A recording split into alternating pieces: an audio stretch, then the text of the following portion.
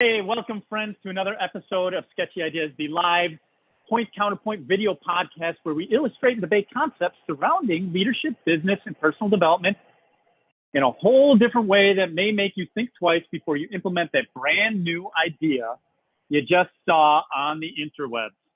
Hi, I am Brad James. And I'm Michael Rampolla. And we are your hosts, and it's good to be back. Good to have today, you back. Thanks. You actually mean that, or are you just saying that to be nice? No, that's what the script says. Oh, perfect. And today we're going to go over some key ideas and thoughts that I learned from last week when I was attending Funnel Hacking Live 2021.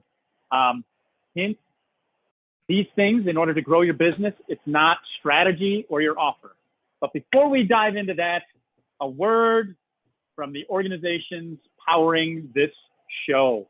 Mr. Rampolla, you're up.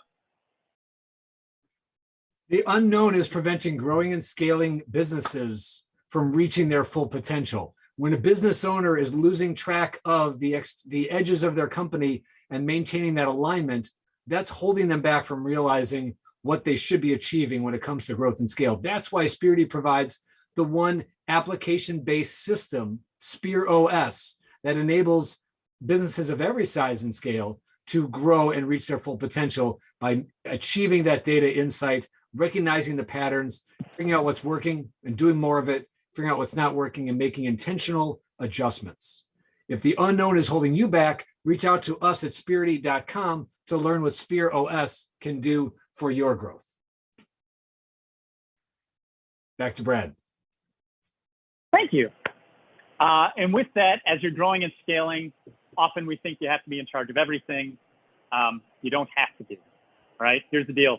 You find quality partners like my friends over at Cream City Marketing who are helping with me personally and a lot of our clients with content creation, organization, posting, making sure there's brand awareness out there in the world, traffic strategies, complete campaign strategies for events, the long-term quarterly campaigns, and everything in between.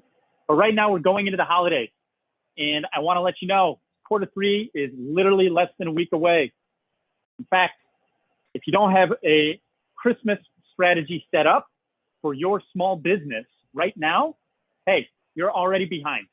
Do me a favor, email Erin over at creamcitymarketing.com, and she's going to sit down with you, and she's probably going to bring me in and maybe some other teammates in to help you figure out what you need to do to get the most bang for your buck this holiday season, especially because this season is projected to have the largest change, especially if you're an e-commerce or digital service provider this year.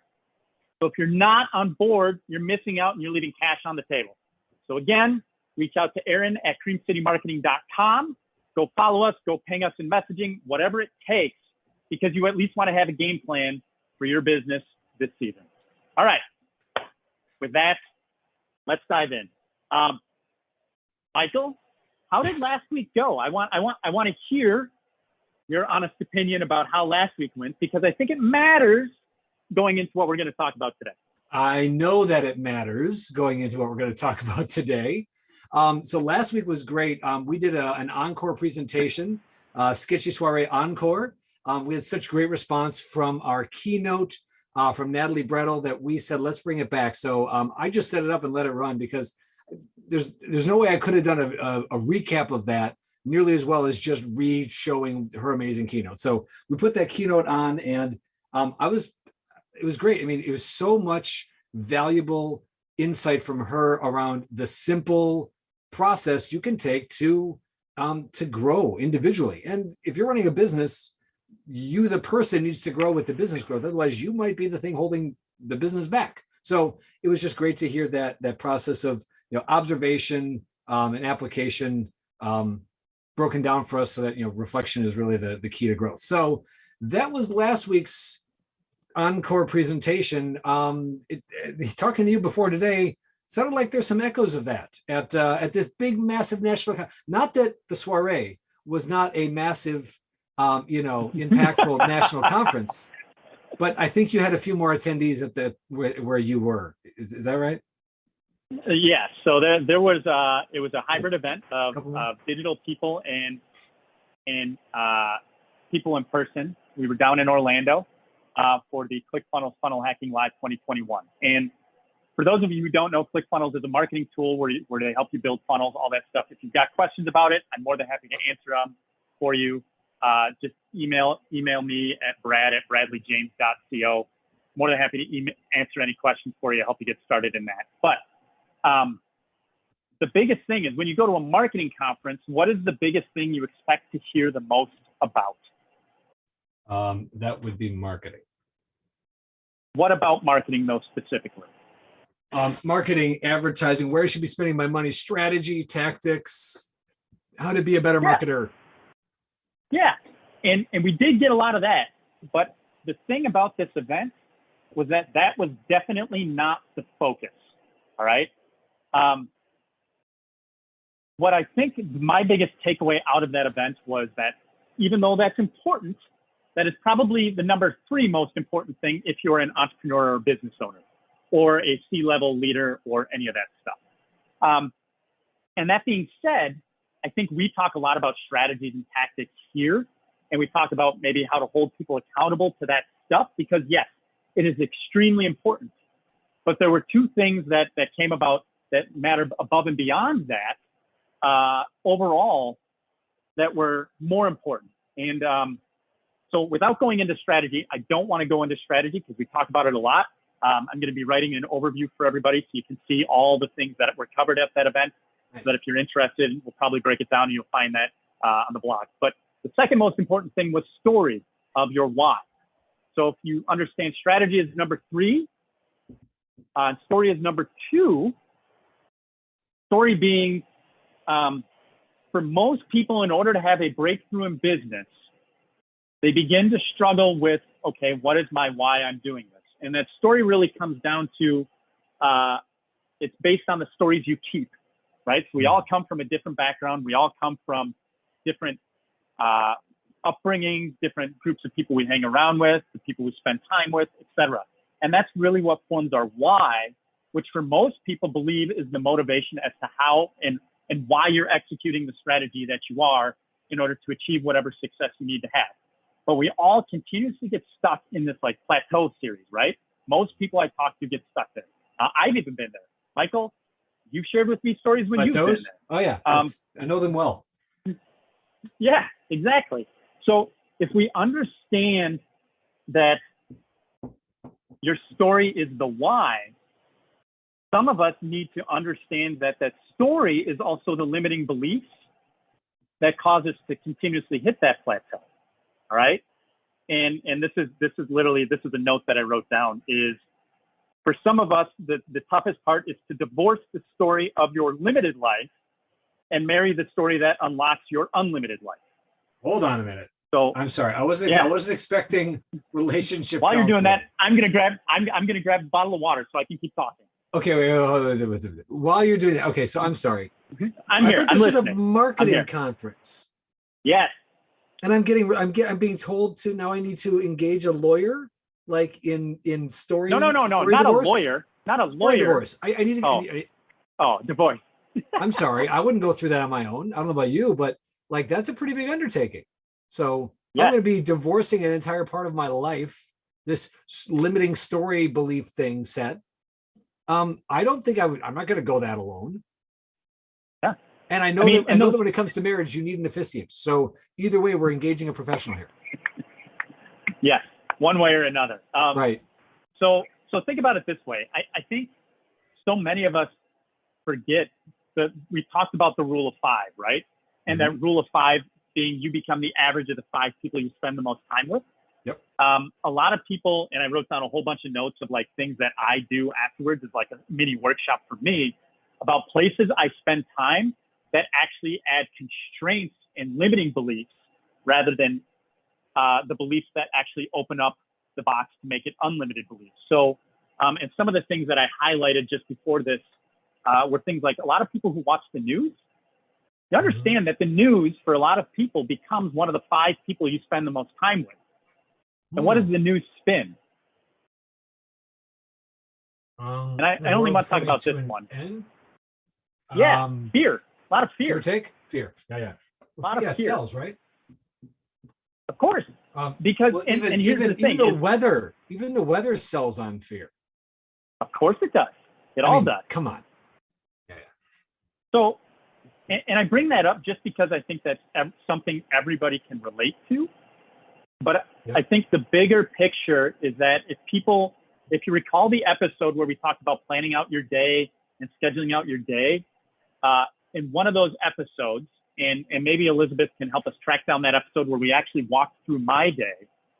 I actually talked about taking an inventory of the time where you're spending that time. And I think if people were honest with themselves and did a deep inventory of where they spend their time, even if it's subconsciously, right?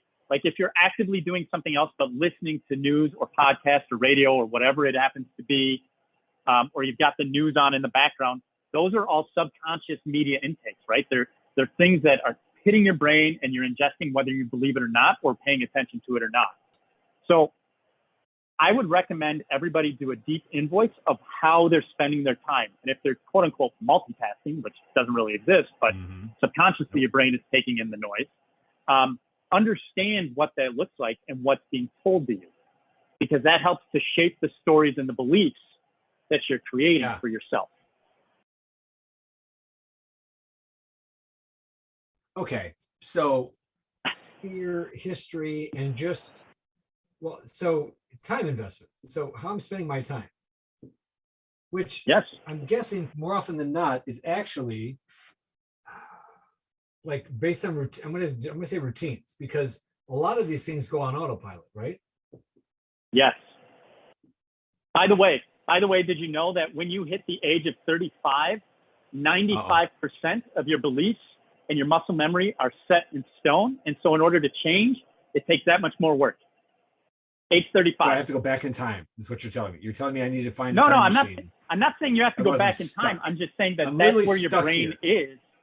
You're not stuck there. You can change it, but it takes that much more work. It takes that much more work to change those beliefs and that story and reconfigure the brain. So understanding I've missed my window, the amount of work, and I am here to tell you, like I come from the future. I come from the future. There is still time for you. My time has passed, but there is time for you. That's right. You can still make a change. For everybody. You can, and you should. But you have to understand that in order to actively make that change, it's going to take that much more work. Right. So this gets into a whole different discussion that we can talk about later on. But like, this is the importance of like raising kids, all of that other stuff, how that works. If you heed this advice now, you can actually set your kids up for success in a big way. Well, there's plenty of time for them. They got decades ahead of the cutoff date, so that's good news. So now I get to start talking to my kids that way. Sons, there is still time for you. They're gonna think I'm crazy, but at least they'll listen. Yep. Exactly. Okay. So all right. The limits. I love that we're teasing like a madman here. So we're hacking against the plateau. The plateau is the result of our limits. What are the limits? Limits are there created by our fears, by our history, by our routines, by I'm going to just kind of lack of intention and effort. So I mean, just saying it's more work. It's kind of the same thing. Like if I'm not paying attention to this, then these things are working automatically and creating these plateau barriers for me. Is that right? Yeah, and we're not even at the top most important thing that will actually help you break through and change. I know, but I'm excited because you've given me lots of reasons to be worried about my plateau right now. And hey, I don't want you to be worried about it. This is like too late, bud. This should be exciting. I'm sorry, I'm already past age. I missed my window. That's okay. You can still change it, but I have fears in history. Okay, what do I do? What do I do? So the last thing that was discussed, and I want you to, for some of you, I'm laying this out for you. So this is like 3 keys to a breakthrough for you as an individual, whether it's business, life, family, whatever it is. This does not come from people you don't know. This comes from somebody by the name of Tony Robbins. Maybe you've heard of him. Once or twice. I think I'm better with faces. So and I want to share a story before I get into this last one. So Natalie was at this conference too. All right. And so those of you who were at the Sketchy soiree or watched the last episode of her keynote to work through that. Now, keep in mind what Natalie's background is. She's a clinically trained individual who works with people with a program that is produced from a variety of sources who've tested and proved these theories and the exercises and the work that she did. And the big light bulb for her was as these things were being defined, she's like, hey, that's actually what we teach our people. Hey, that's actually what we teach our people.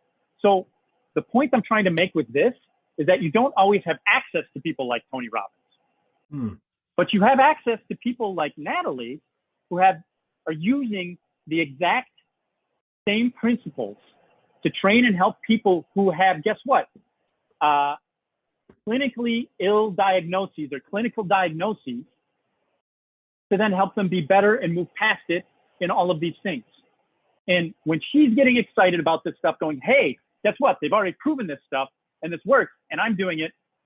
Guess what? Maybe there is really stuff out there. For those of you who don't know, Natalie is building a business to help people to go through these things. That's not necessarily like a therapy session, but to actually help you build skills and train yourself to make these habits to move forward, which takes me to the next and most important part that was discussed kind of as like the pinnacle of the event on the last day. And it was described as story is great, strategy is good, but the most important thing is the state of your being. Did you say something, Michael? The state of your being. Okay. Yes. So here's the deal. Your state controls how you frame that story. What I mean by that is your head and your heart often are in misalignment and they are connected, right? Your heart in the womb is created first before your brain. Now they're connected. So when you think about it, if they're in alignment, your perspective on the stories that you tell yourself is probably different than when they're in complete misalignment. And there's been studies done on this. So the state, the other thing is talked about emotion and energy, okay? Energy and motion. So if your state is not doing well, for those of you who don't exercise, or those of you who don't stay on your feet, and those of you who don't stay active, there's a reason why people who are physically active more days than not tend to seem happier and look happier and actually are happier overall because they're getting the biochemical processes in alignment, which is all the biochemistry stuff that I studied in college. But guess what? This is not made of BS. This stuff is actually true on biological science. So if you believe in biological science, this is true. Science! So when you're looking at this whole thing, if your state is high energy, you're in motion, you're active, energy, yes, comes from food, comes from sleep, but activating that energy comes from motion, taking that energy and putting it into motion, get your body going to produce some of the biochemical stuff that needs to happen in order to make sure your brain's working the right way. Good caveat. The right way. Oh, it's working. It's working all right. The best way, right? The best way. So my point Most is effective that if you are actively high energy and you're trying to make sure and you're being self-aware of where your energy's at, it's okay to have low energy days. We all need that stuff. But more often than not, you can activate your own energy. You get up and move. Put some effort into it.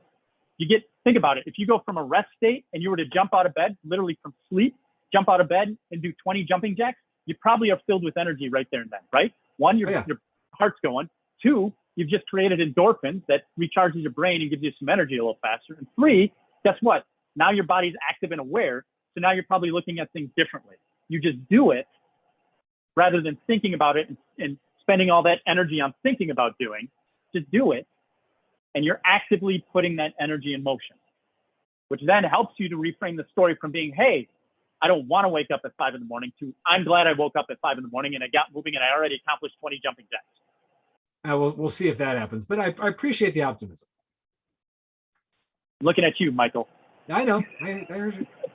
Heard every what would happen tomorrow morning if you woke up at 5 a.m., jumped out of bed, and just started doing jumping jacks? What would happen? I'd get a talking to, as a matter of fact, because that's gonna be a little disruptive.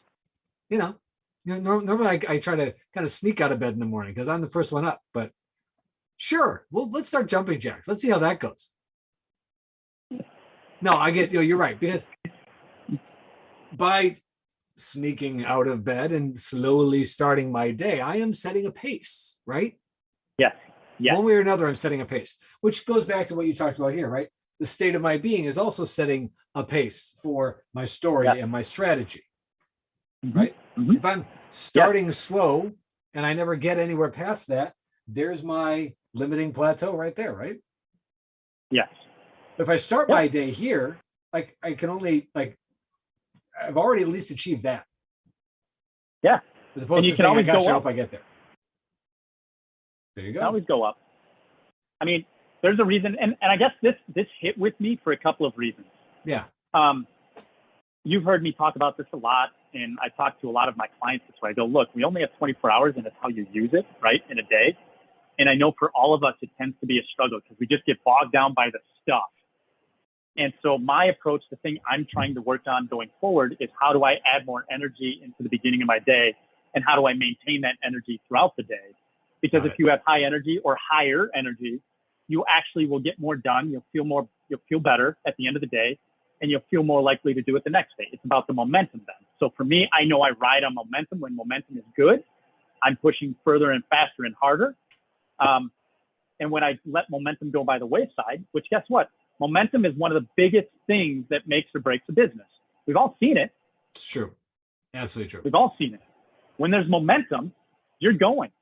The minute you let your foot off the gas, though, then everything seems to fall apart. Whether you're trying to do a $50,000 a year business job, or a $100,000 a year business where it's you and maybe somebody else, or a 7-figure business, right? Like, it doesn't matter. Momentum plays a role. It doesn't matter what it is. It's true. So to me, these were my biggest takeaways. There were a lot of other great presentations that talked about mindset, where your head's at, how that works, how it can improve or make it very difficult to get going. But at the end of the day, if you can understand that the experience of energy and motion is stronger than the beliefs that you have in your brain. So if you're actively moving and doing stuff, you can override those beliefs because you're creating momentum, you're creating progress.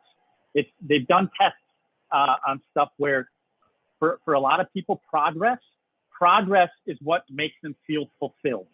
It's not actively reaching the end goal. Sense. It's the progress. It's the work. It's trusting the process, doing the work, getting there. Because that moment of fulfillment of when it's achieved, how long is that? Depending, right? Well, it depends on how well you very celebrate, little, right? Yeah, very little. But at the end of the day, it's a blip.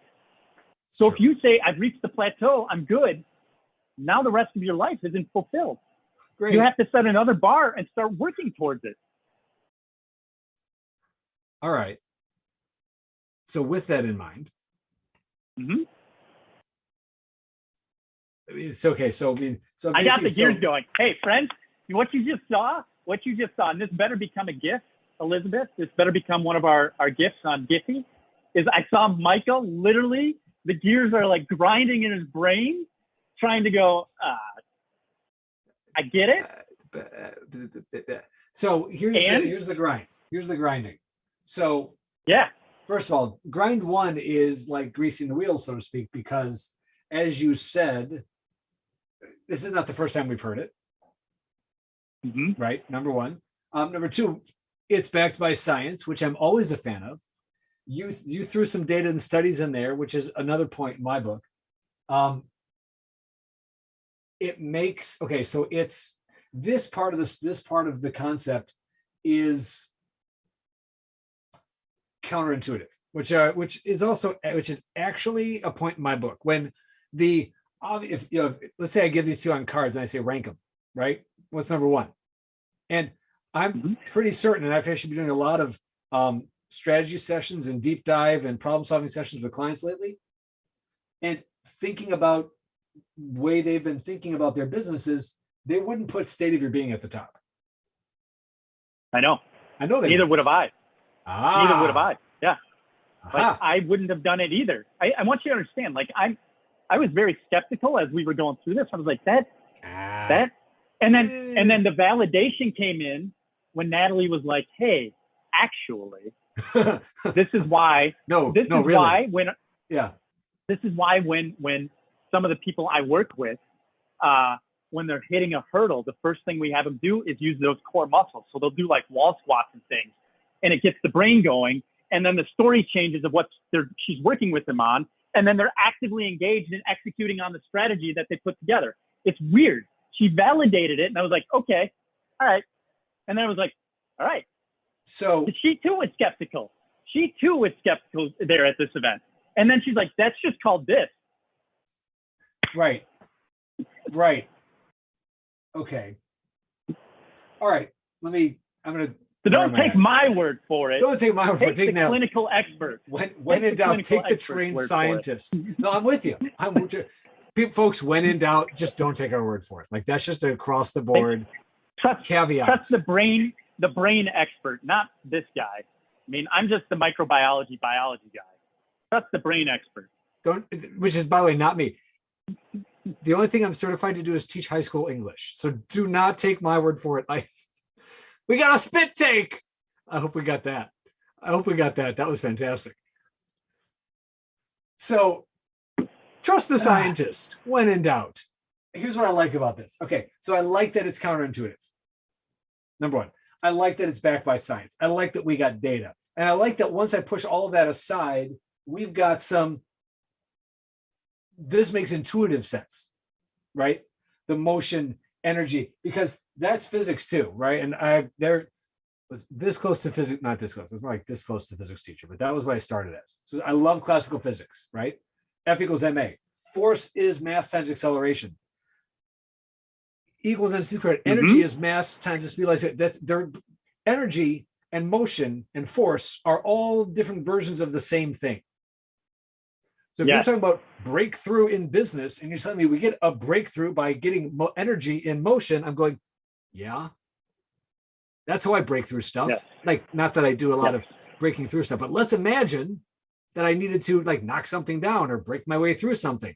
Energy and motion would be the only way through to achieve the proper force to overcome said barriers. So truly. So now it's physics. More science. Less English. Because I doubt there was really good complete sentences in there. Run on or two, lots of red penning after we're done. See, folks, this is why this is not really a transcripted show, because the transcript would read very poorly. Like Grammarly would send it back and say, sorry, our algorithm isn't there yet. But anyway, I like this because, so there's all the reasons I like it. I gotta find a reason I don't like it, because I feel like that would give it extra validity. But that was the grinding. The grinding was me trying to find a hole. The grinding was me trying to find a caveat, me trying to find but I don't have a good but on this. Because you already preempted my buts by saying, okay, full transparency. Tony Robbins said, I'm like, he's a great salesperson. And then you're going, well, the scientist backed it up. I'm like, okay, fine. Right? Because Tony Robbins said it from the stage as a keynote from a conference on marketing, where everybody in the room on stage, so to speak, is making lots and lots of money because they're good salespeople. I'm going, all right, he can sell me anything at this point, right? He could sell me, if I was a fish, he could sell me a bicycle. So my point is, if I take all of that aside and I take it back to the science and the data, and I take it back to the personal experience as a human among other humans, it works.